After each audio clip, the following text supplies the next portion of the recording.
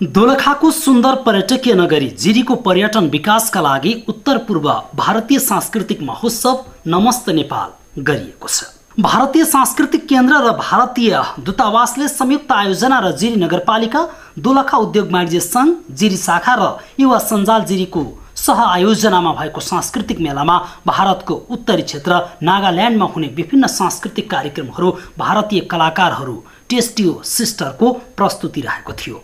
कार्यक्रम हेर्दै गर्दा भाषा अलग तर संस्कृति मिल्दोजुल्दो हो कि भन्ने सबैलाई भान भइरहेको थियो। उत्तरी क्षेत्र नागाल्यान्डका विभिन्न सांस्कृतिक कार्यक्रमले जिरीवासीको मन तानेको थियो। अझ जिरीमा रहेका जिरेल समुदाय र शेर्पा जातिको संस्कृतिले भारतको उत्तरी क्षेत्रबाट आएका कलाकारहरूलाई पनि लठ्याएको थियो। यसरी दुई देश बीचको फरक फरक संस्कृतिलाई कलाकारहरूले एउटै मञ्चबाट प्रस्तुत गरिरहँदा कलाकारहरूको अन्तर सम्बन्धले नेपाल र भारत बीचको सम्बन्ध मात्र नभई दुई देश बीचका जनता बीचमा प्रगाढ सम्बन्ध बढ्ने वाणिज्य मन्त्री रोमी गौचनले बताए।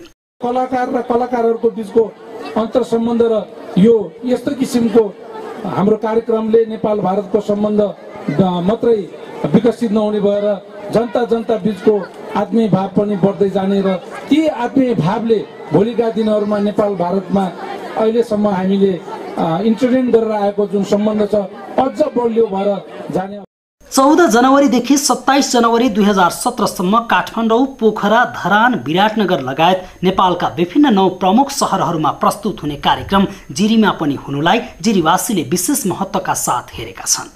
सांस्कृतिक महोत्सवले जिरीको पर्यटन विकासमा महत्त्वपूर्ण भूमिका खेल्ने जिरीवासीको ठम्याइ छ। आयोजकले नेपालका 9 सहर मध्ये भूकम्पले थलिएको जिरीलाई रोजेर भारतीय कलाकारहरू टेस्टियो सिस्टरको प्रस्तुति रहनुले जिरीको पर्यटन विकासका लागि अन्तर्राष्ट्रिय स्तरमा समेत सन्देश दिएको दोलखा उद्योग वाणिज्य संघ जिरी शाखाका अध्यक्ष मधु कार्कीले बताए।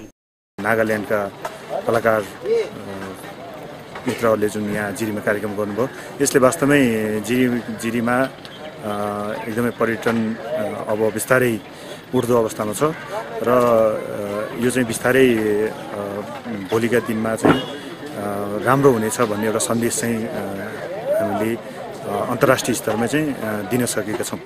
करिब 3 घण्टा भारतीय कलाकारहरू टेस्टियो सिस्टरको प्रस्तुति रहेको सांस्कृतिक महोत्सवमा जिरीको स्थानीय जिरेल तथा शेर्पा जातिको संस्कृति झल्कने नृत्यहरू समेत प्रस्तुत गरिएको थियो। दोलखाको जिरी जिरेल जातिको उद्गम थलो हो। यहाँ फरक पहिचान र भिन्न संस्कृति भएको क्षेत्र भएकाले जिरीको पर्यटन विकासका लागि सांस्कृतिक महोत्सवहरूले जिरीको पर्यटन विकासमा टेवा पुग्ने निश्चित छ।